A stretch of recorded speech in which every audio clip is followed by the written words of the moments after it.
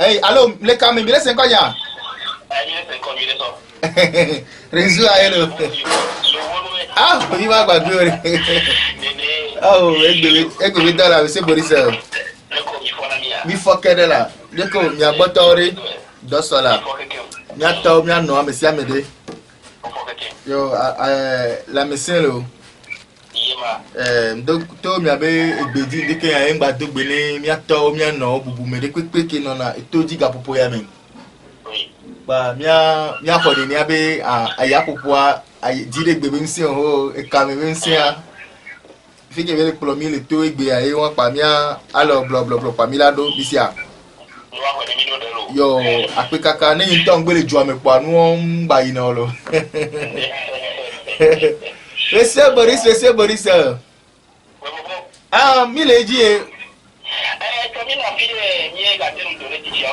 Ami Amoyo kata ni wana mami beto amoyo kata ni mami abe denu dono bo da fore ba chile bi ne ya deso. Ami. Era che kaka. Mi ba puta ni na o keke. Ne ami agbeje tugbeje nya popo gbe bi an po a. Ah, mami le gbo e. Le nyaro popo ma nyamo mi konema. Ni ka mi agbeje nya popo lu po a. Mo bi kele di ka. Gbe mami la me agbo. C'est automatique. Alors il quoi. Ewa. Va no pa me ni ami anyo ale gbegbe du agbase ibo bi an to mi gba agbase ibo a. O ma se o la glo mami bi nko talent gbere. Pero bo karba ba na ma nyabe no be mami ala bo chakafia. Ah, me nyanton. No pa me an kafran, no pa me a e jere kaje wunu alo e nyan wunu lo mi glo na ni a.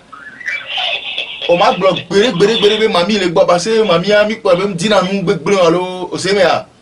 Yeba. Be ne de kaje via bion be le nyan popo won ti le logbo ele ni. Wa ko be mami le gbo zerika nya be gbo gbon wa lo. Ne mi po nyonu vio a me me ton gbon alo America gbe bien lo domino gbe pe la zon le chan pa be po mami won era. Ya ta vi to zuru pa la ni via no kaka ipo na gbogbo ipo na gbogbo to glona. Ah, va ni mami le kai do ni gbogbo kejo le hihia mi ore. Ba zigeria mami kudo mami ogbon church ba pe kudo ase. Omte glona vuju sapata, omte glona ake, omte glona zogbe, omte glona chamba bi nyani pepe le church be enu mi soto na mami o va mami kudo ase, mami ase lesi. Va opo be enu apata izona kudo agbeto. Dina de blena de danade o. Va manya ebe la no se nu si bi ke mi gbona koko ne be egbe anu la se nyan o ase nyan wa o nu po la no se be gbogbo en de ke la me agbo wa nyen de ke wa wo de ke bo a le mi be nu me kuku o me a ba mi po de be an nyan wo ya aje ya wa mi gbona be ito mi ne o se me a ito mi to o le ame agbo mi pera fifia. Allô.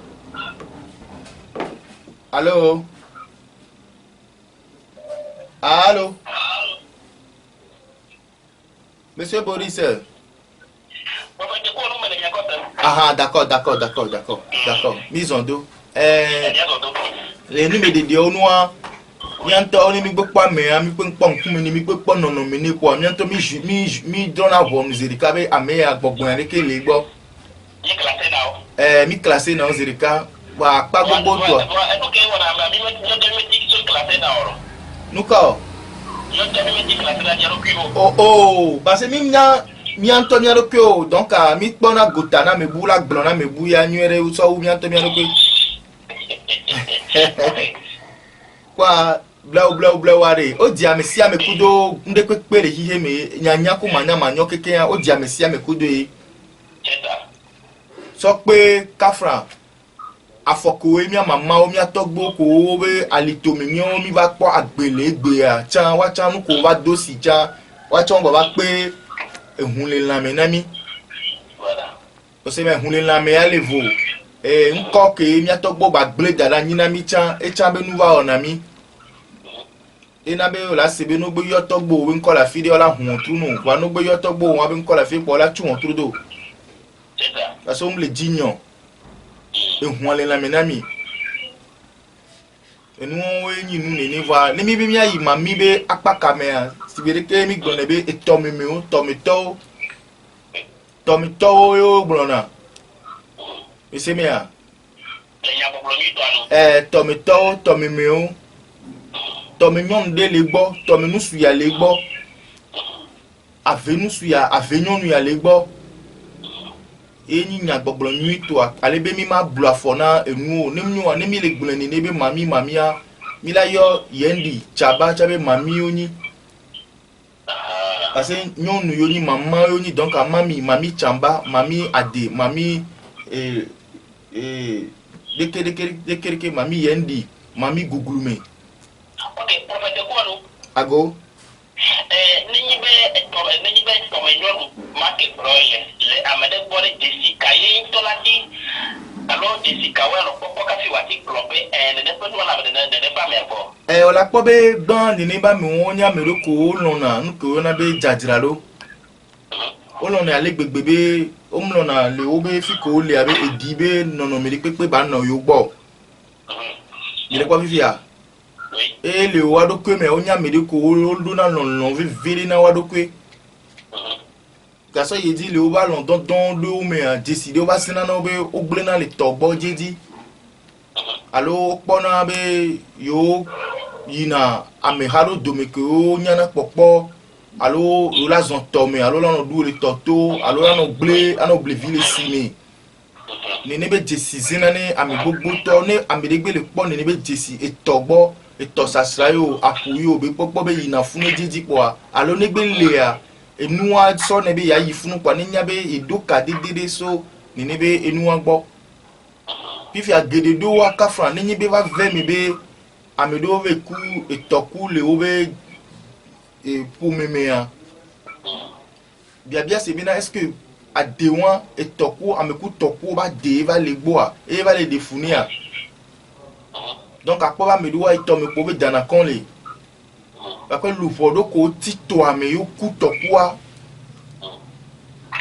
ebe fude na me chandu wona be ame ona no po ko le togbo gon be ito a be lu fodo le to ame sọ pé wá be gbogbo ke alasi o po be eto be gbogbo alasi o wa e wona be o la po be ame wa o la no po edidi be yo le bleville tomelo alo yo son le tome alo edidi a o la no po disido ke la no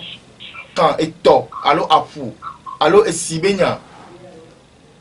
ok prophète ko kana ni nya be gbododo wona wa na te komo ku to bi alo no le gbododo ore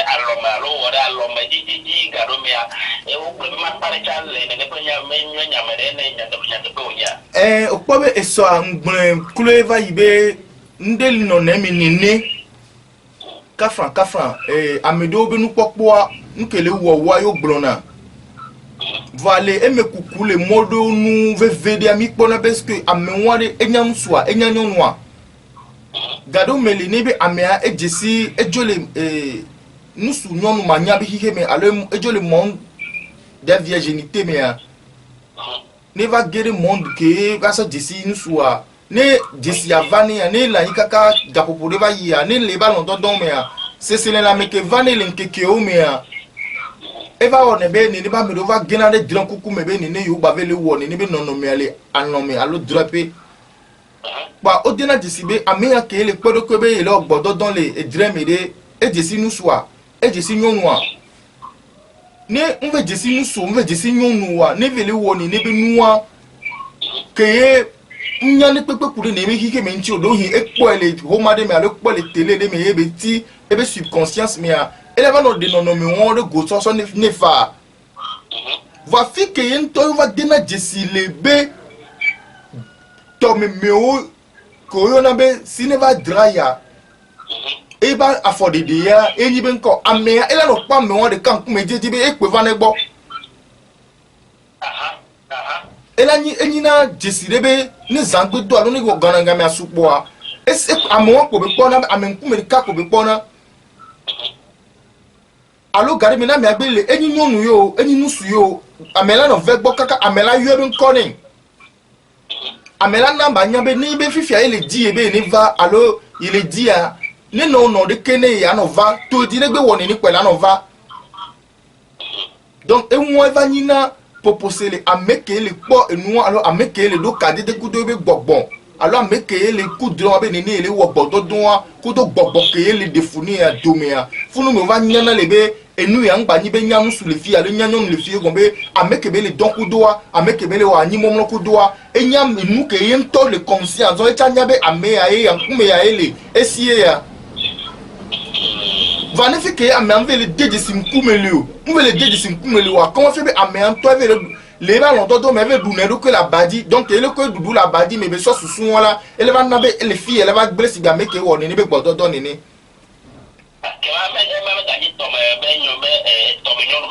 ah o ngba ni tominyon be nyayo enu o me ni no kona mu wanya be na le ame anto be susu ke be so be mula nyi me le ame anto de ke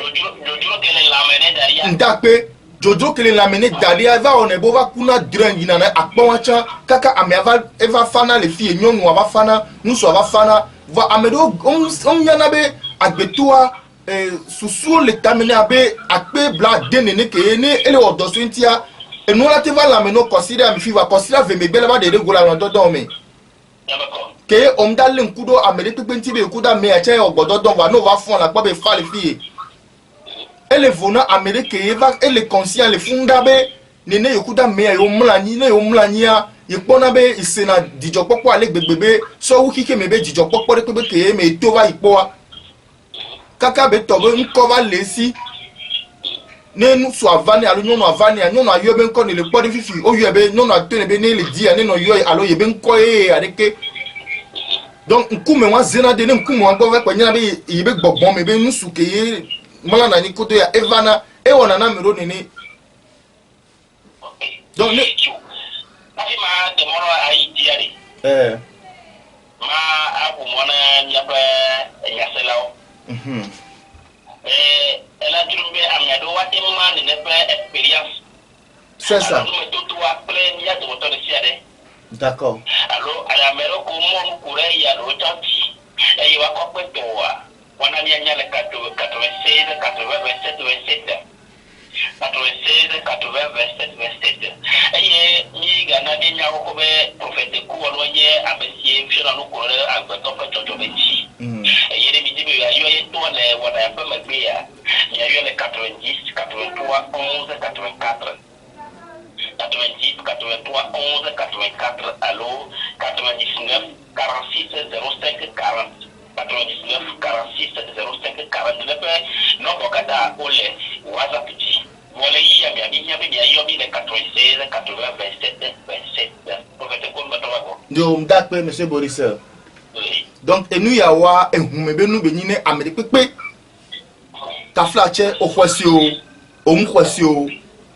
amete gbe mo po domini nyonu ye be mo sime o gbe gbahun le tani po ni nyabe ye ho maglo mada edo kade de kudo hikia okay prophète ko ya go le pape amede pe afrika tamia ne ba nyabe ne ye to ba nyoku ya le nyoma de ko to ko ba le nyoma de nyoma de ko nene eye nyoma ti ni be o mla nya e ka eso antula manya ya la ligba onyolo ko kata o mla ba tiji e wala be tiji ne pa ko kwa kele ma wa ma ye kata o ne pa no ado monsieur Boris oui yare enu be ni edo pe enu gbogboro ko e mi mi on to mi to le nya be asoni soson do nu bayi gbogbo la de saji ame an baba nyana de ko kaka idi o e won apose ka be enyade le funu ke ye nusu ke be gbogbon le nyonu ale gbogbon me alo nyonu gbogbon ke le nusu a alo nusu gbogbo ke le nyonu la ele di do pvv de na e do kebe ne nyiko de na e ne tro de yinti ne tro de nti e cha gbekpo ya fifia eleva webe ela no ma wa kuda mbili pepe ko la no dogo la no ma o domi parce que enu anyi be o le nu so agbo do hin mi de mi anono va mi mo abati le kadi enu keke me ameleva le podo ko la nyigban alo kaka be la nyu ke podo ko e po ko sona e ba fo na me e ba be druna de ntia elezene ele sodi le sodia e ya la nyonde le la me na mi anya be na re ende le jobe omdola no mura baji kudo amenwa le gapopo wa me le nkekedo gbe a alo la menwa o ma no mure bo ni ni bo o afodede alo wo konu de na o wa so fie be na de wa oni agent Victor ne ele se ba hoto va ba ko me za do me gbe po be a me de va mlo e ba ko me ba mjesi a me o ade va omna be nya chame ne ne a me dro de va yo ko o ade nous que journal le gbogbo me ba paji ne to be amero le vivre expérience won ne nya zire ka be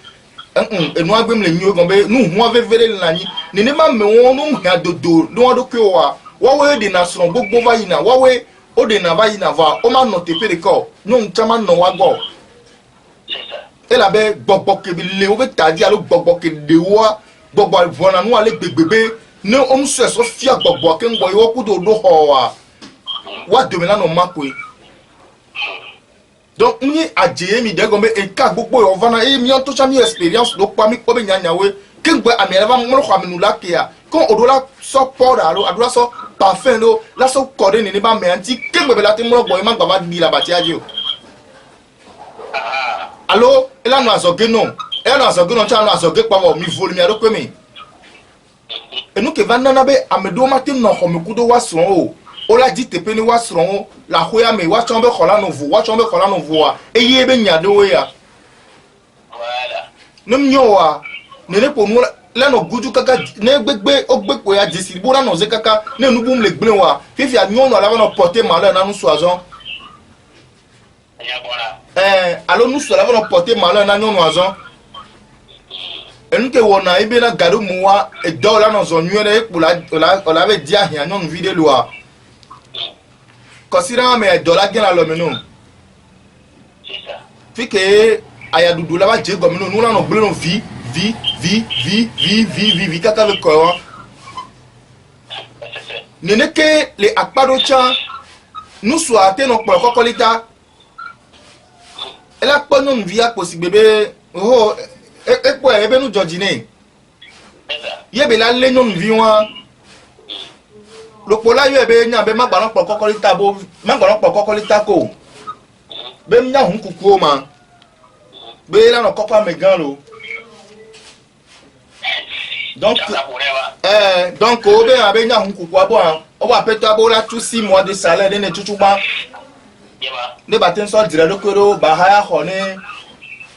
ba no koke ngba ma no ku huan c'est ça puis on compte 36 millions 40 millions que 4 francs une tobe famille de pepe npo ga ple hu won po wa ne ntacha wo do kaka fe efe bla yin tocha ne gba bogacha mate ple hu wa da do hu me tutu da me tutu ban ke da do hu me la dozo ne ya ka gba pe to antara do mi vivia e pa non vide lo Eva enu la no nyone kaka ne fike enu le nyone le be va to e habu dodo ko di bi aba de covid le nyone wanti are donc elle pa bo be apeto ajo imoji donc abe allo apeto la imoji be donc elle ya home be ne apeto agbo abe ola yu e apeto abe gbogbo me pa driver bu pola no koko e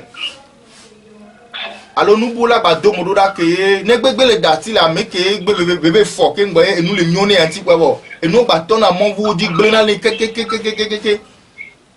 e fi be gbogbo ke o ve zin anu gbogbo ke ba zin gbo o ko e ku do di honnête pe o le do bebe se ni wa e la no jonu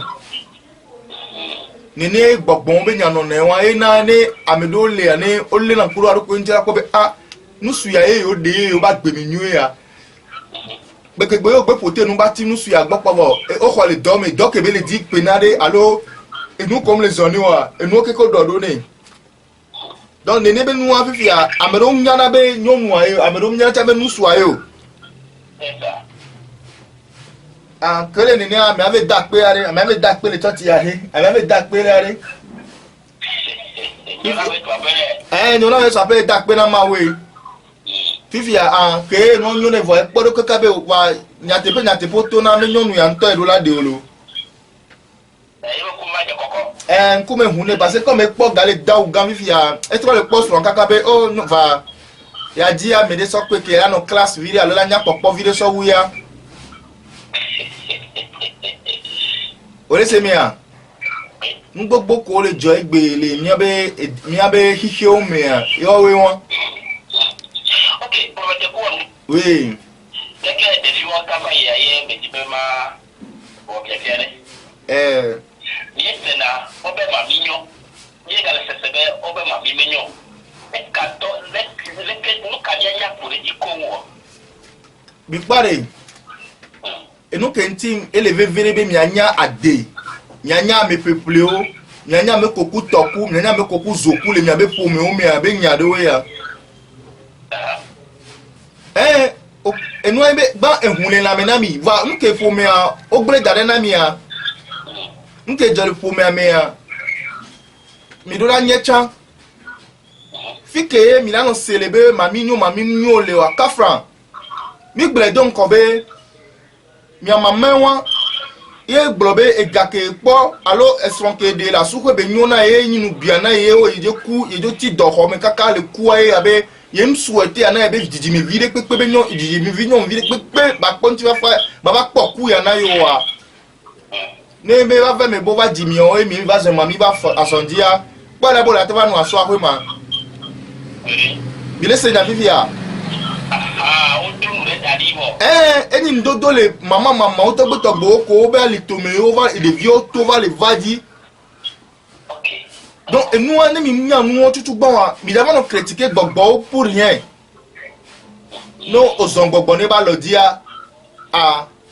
omdo ku kire gbe ku de o électricité les miangboy mi le wo émission les ciseaux va non to be abe icha ba manu paro egbe to apabu na électricité ya et là débat pabu sofio c'est ça il est mi donc gbogbo o le wa do pe sinu voa amegbe to ke me gbogbo an le a enu ke me o to ke gbo di o kafran lo et donner le temps ti donner le nom ti on va dévier au so mi so di ade devient la hodo lo ma hodo automatique fifia ke devient hodo ke ngbo mi va le po be tadi be gbogbo nyere le tadi ni ade va devient de dono dade ade il est semea oui donc on kambe o la be gbogbo balade le alo gbogbo nyere lo nyawe nde pepe a didi nyanke me gbogbo le a e na o classer na be ame o do conscience mieux ame o do conscience mauvais il est semea oui donc ne gbogbo ba padia kafran gbogbo mo un te pe o chon le kengbe gbogbo un te pe o le ni ne ke o la te contaminé o chafa donc mami nyo mi la te gbogbo be mami la me agbo mami o ke la gba no journey va la gba do afire ke ya mami o ke la gba seré ni voilà il est semea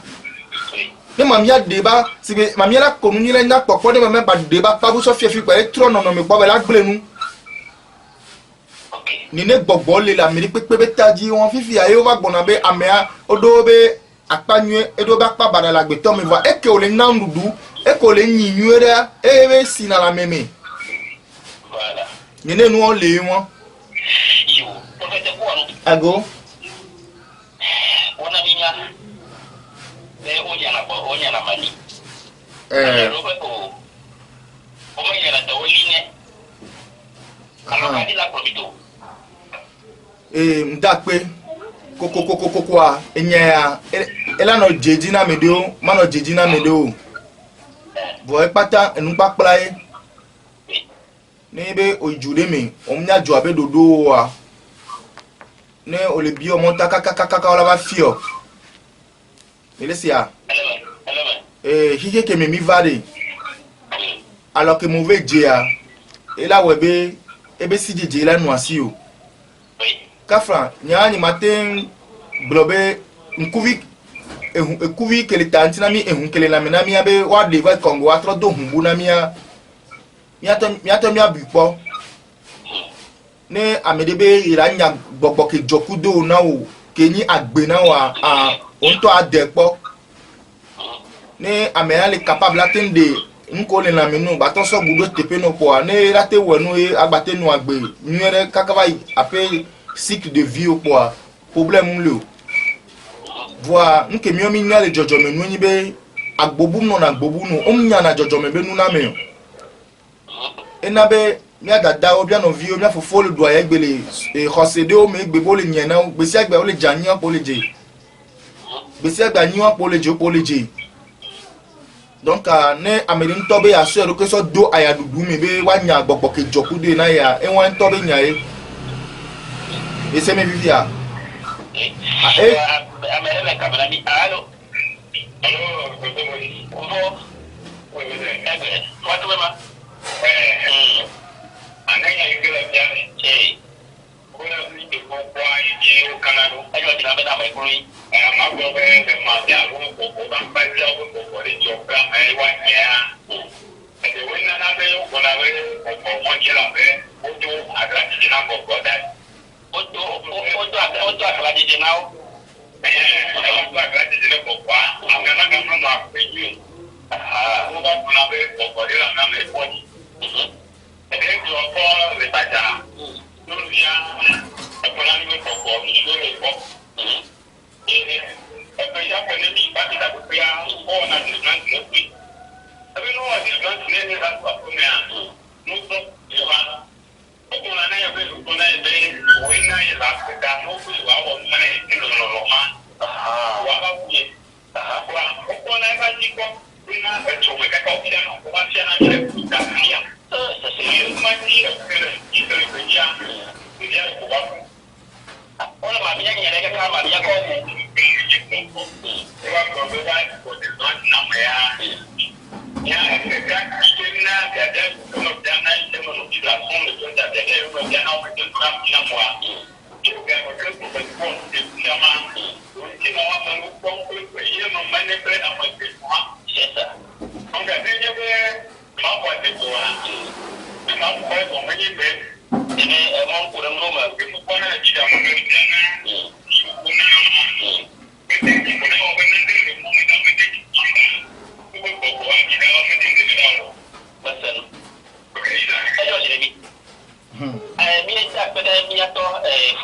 na mi da ke experience ya kulibi mta pe ni to prophet ta pe ni lo yo monsieur Bodisa msebe nyanyu monsieur Bodisa mi anto lo ne pepe ku do mi aro ke lo semia bo amedoa le obe manya me o mum jinu ya onti o semia ye wo be wacha comme o mum jinti wa ko le gbono be la ba gbo ba gbe wona de kino la izo ma fo me nu nye na wo wa o ma ko fia do pe o wa ina ba medoa o ni novice le me donc o blasiro ba gbe mi so gbo ba gbe do me gbe amedo jara ba le me okay abadele kamera mi okay allo oui mi ato wolo me ko aya nko prima yo yo diga okay ya o dire oui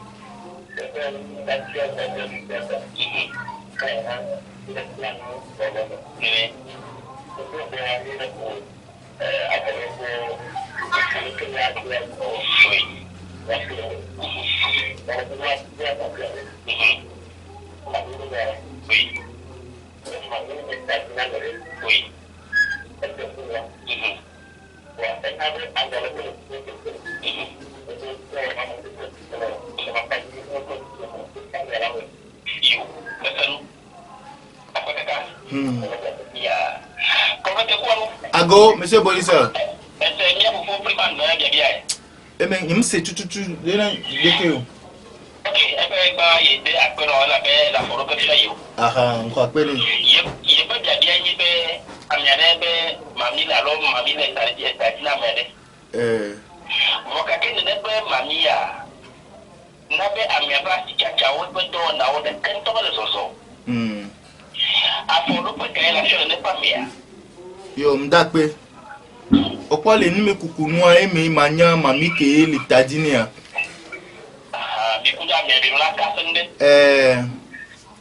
parce que opo be si be de ke mi glende on ko ba me ani pa me de la justifier be mami le gboa enti wo la tengbe be mami wa le mobu nu amate be ni mami o le kwa vi fi ke tonton ale pompo ke na ni mbi be mami kai be nyambe le tadina me ma wa eni be sa be enya ko be yera glon eni a sineva drai le bo aula sikaya abloya apukeya dabeya eko nimnya be nya ndeso nti wiwo mi laisse comme lui a donc les jojo me ben fafio me ni mi kansin kuda me a mi la nyang kele wa me a ne oh ni ne pe pa si be parce ya ni bi e ma bi ke le wo etadi na mdate gble o voilà bon ni be afrika ka me ya ro ti do la bi ya senyare me bi la senyare me ese Boris onya mamiare alo gbogbo ke mi ona be mamiare gbogbo kokwe de beni gbogbo esprit de beni ke no so family religion me are ni magba no li mi aloke o c'est ne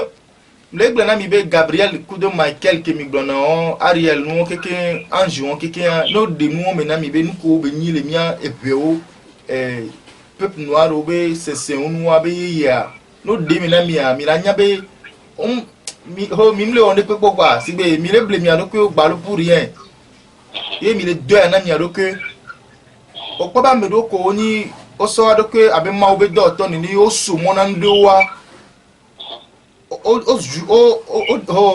o li na si amese me be ta ku do gbogbo me nyi o so ho na nu le wanti va umnya no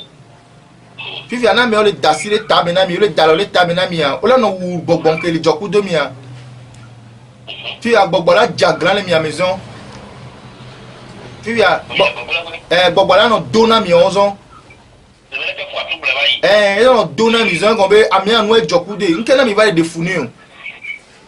fifi a o no le we a enyakele so egbe ko to eja nya wa ko na nka ka pe bla vicha no gbale nye chande ka mere wa ni pa mere ba no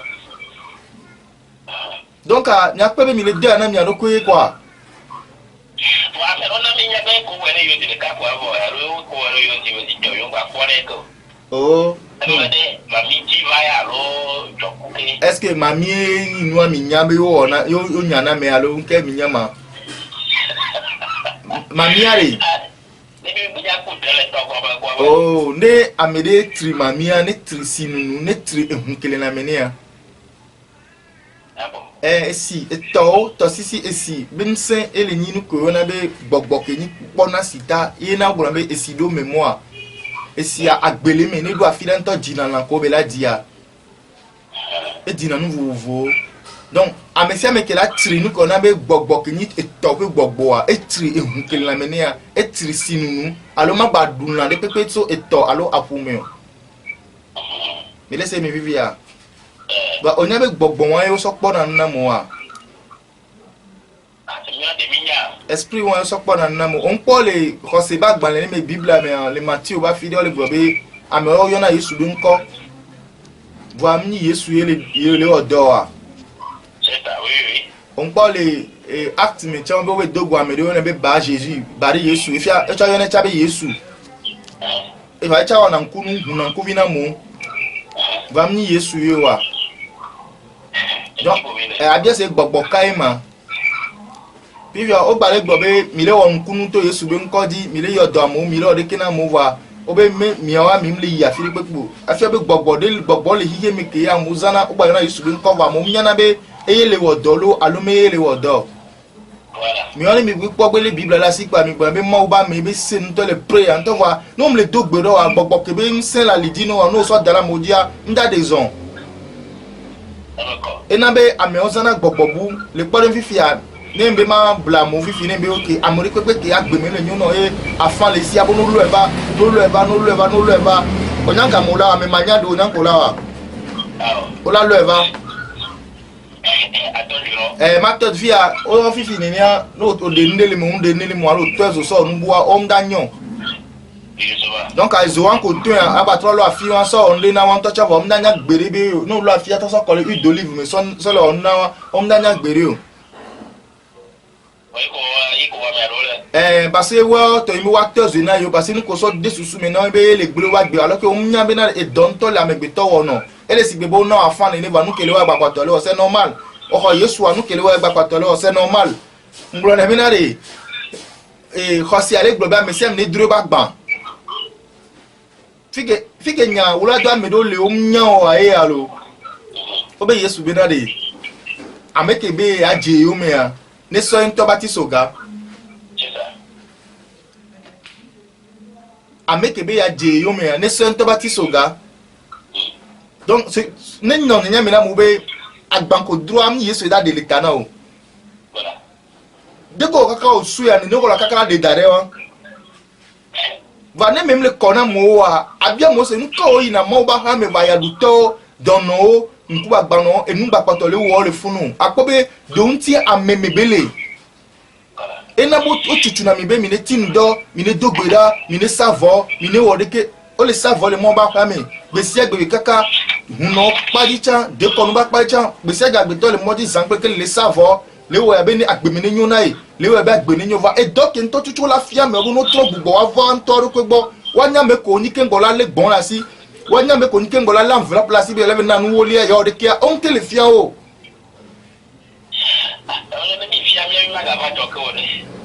va eva de na fula fire go me didinya ke la mesia na so ble na vikudo fifia ena be ne amede eva ku gbogbo nyura ni wo po ya kaka di ehun pa me ntocha amela va nu ogbele gbo awu kebe duwa amebe no bianu no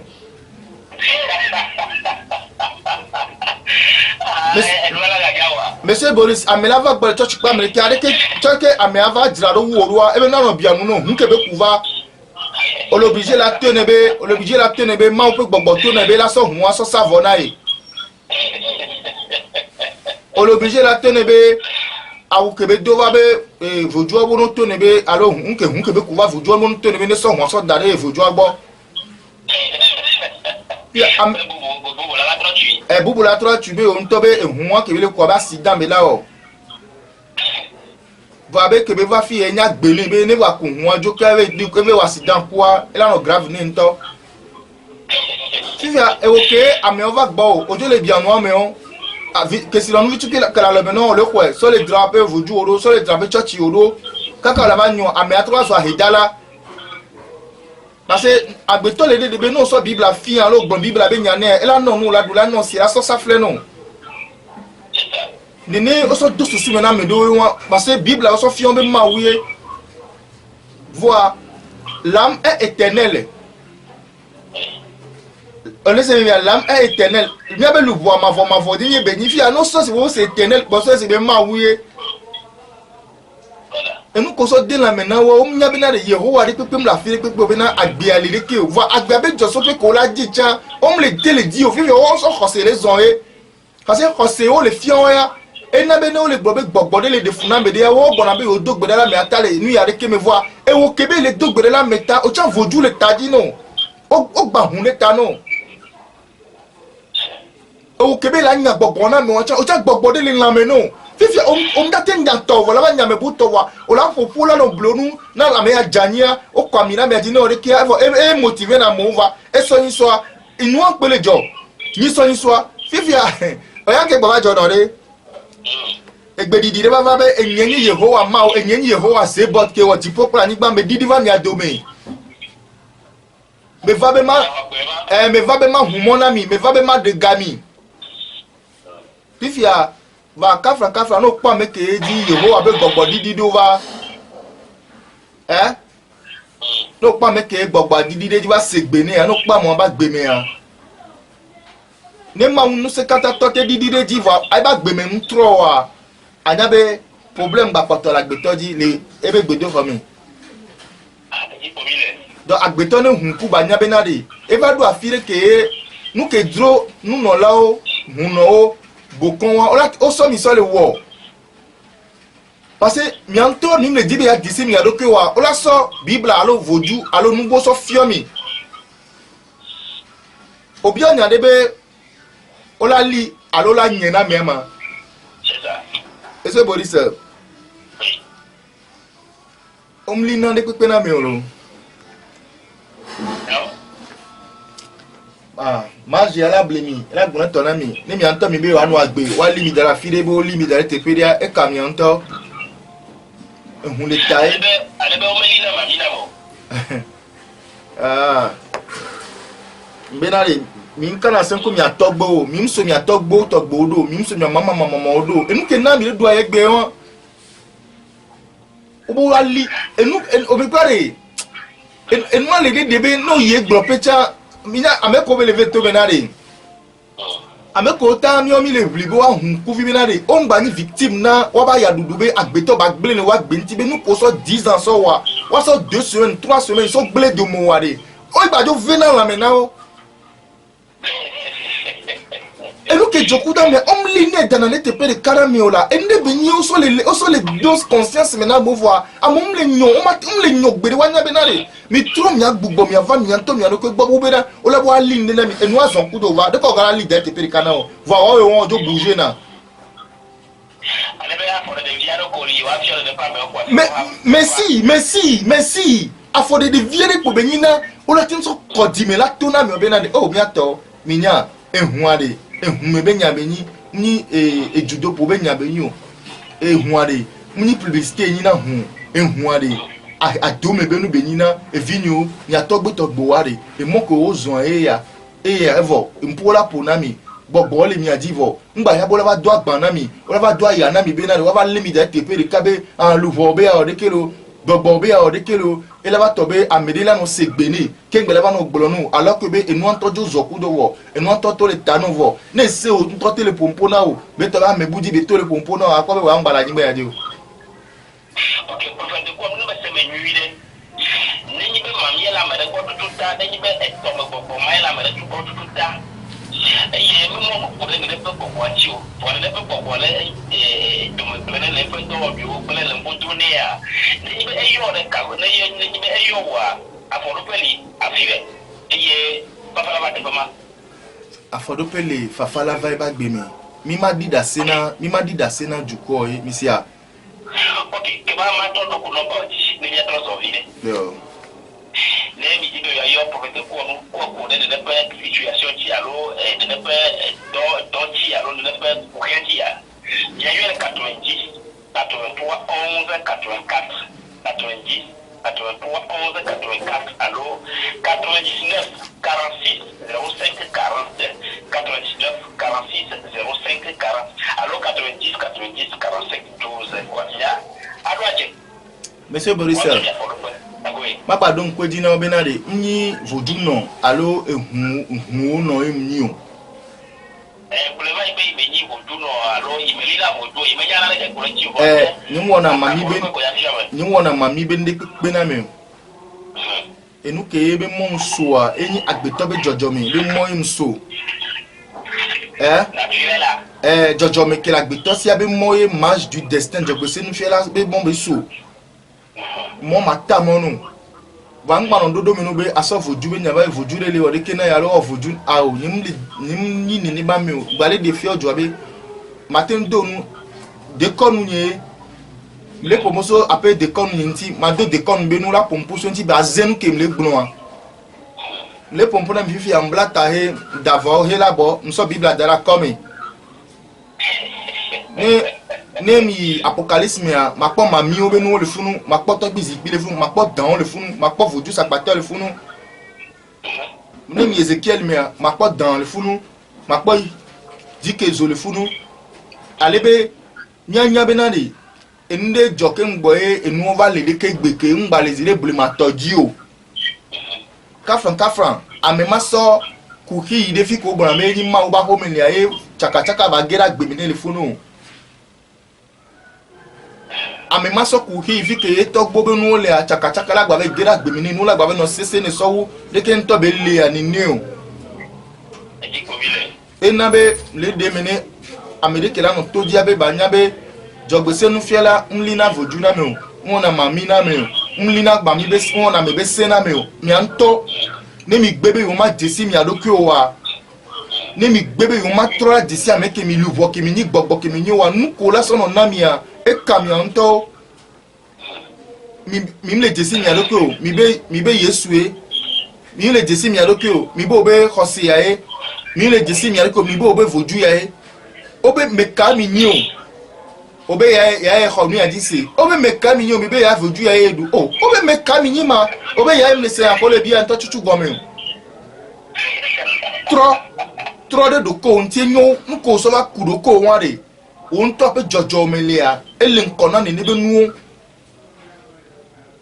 e de be va non na de kengba me va nyina bokon voi ne mva le de ni obe tobe bokon ko dro obe anyia mami si edro obe anyi huno vodu no edro obe anyia amesi ameko be chati abe moe vani mi atro de mi ado kiontia eni mo ke ni mo nyito la de amesi amelebe kuki me mi tro de mi atisi mi abe jojo mi ni nwo ne na me ne de nko mi le sin kafra e wo ne a mi anto amegan ho mi ni mi anto amegan ho mi ni mi tro bova mi abe jojo mi gbo vodua ehua etaji bile na mesia mi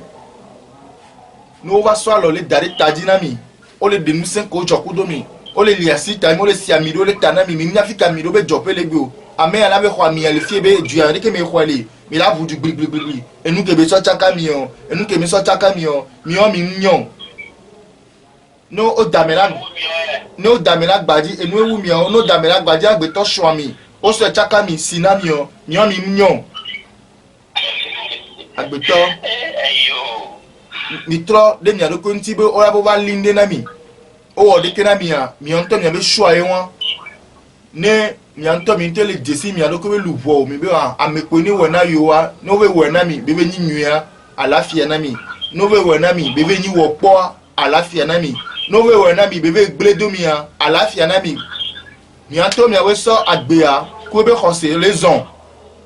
gbebe yo ma hunku ndokusu kele dia esu wo ba gbeto ba réussi ani gba ndi kemi do fo esu wo ba gbeto ba réussi eto sisi eto ba ya ko le pona mi a ni so mi va mi agbo mi to ave do suro de mi afile le gbofafa afile le gbozozo bebe oh ave de mi le to afile le gbofafa afile le gbozozo ma no gere to do mi a eto ba filo khonazo eto ba filo fana mi o agbea amlimae no do fa nigba afiro fana afiro khodanzo ndi pepe la gbeto mi mamia ehun esibe nyine la menami o ke gbenu le gboa de hun ku esikele la meno afugbe no wa so ami wa ko de tepe no po no la gbe po e fe o gbenu le mami gbe won lo yo prophète Kwaro ago wana be mi gogo wana penu mi ko se be mi agba ya selo o jo de ne siame e mi ta ko be wole e ma primi nyoto won de be ga jo cha no ba ga be ne ba ba de popo ne ko le mi ko amesia ba acho te nyone akoko no kwine e ba ba se kemme kami macho gano ne apotule mi akpa ma ko no bo ji kato ni kato toa 11 84 90 83 84 alors 99 46 05 40 99 46 05 40 alors 90 90 45 12 prendre quoi ago ndakpene todola nono to keke nimitenya ade egbekele nunamia esube mi atentro nyabe hiheme Xosi le pepe le bio bo ni bio ke ngbo na pon ko le dia. So pobo tati xosi on keke ni on to bio ade. O la po. Agbe ale mi ba lo mi. Ah, ncham mable mi. Ni mi tro ni mi ado ko ntia. Il a pas la fia. Ba ni mi tere tro ni ado ko ntia mi be amekwela wona yowa. Ah, ne do la wona mi a. Okay wona mi hoho. Hihia. Sam nene.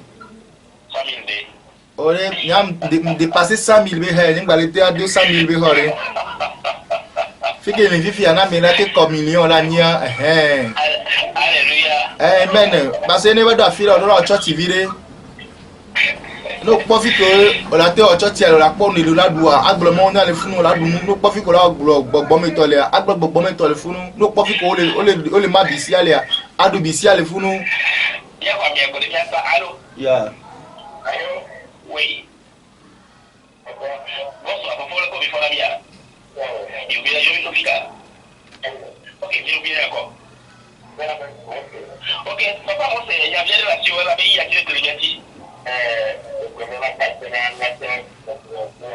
Oui.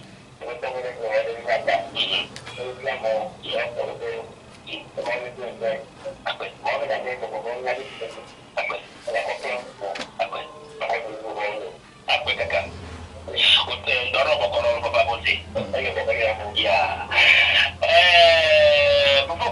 Ago. C'est bien comme Dakwe Necha. Wawe ni sission o no lenkuro ngbedomi wabe vibe vi o ngbedomi ke bonanti. Misia. Agbe apata po ya. Africa mhia hosel ke ngbebela ni ba réussir. Enya patia ke matin gbon egbe yo de ni be amesia mekele do toma mana ba nye gbebe nhia hose ke ngbo en kebele dibe ya nia yela ni o enyi hoho ne de afode die donti no te to kekia abeto mebele vane min te trop nya dile nya do ke moa bibe avec dile afiboa no so nu budala menamia patia elemi to mi abolo yo yede akpe na prophète kuono yede akpe na besia make yomi mi yede akpe na besia make le toji se mi ako ba mi ato egbe ato te besia ichokura dia na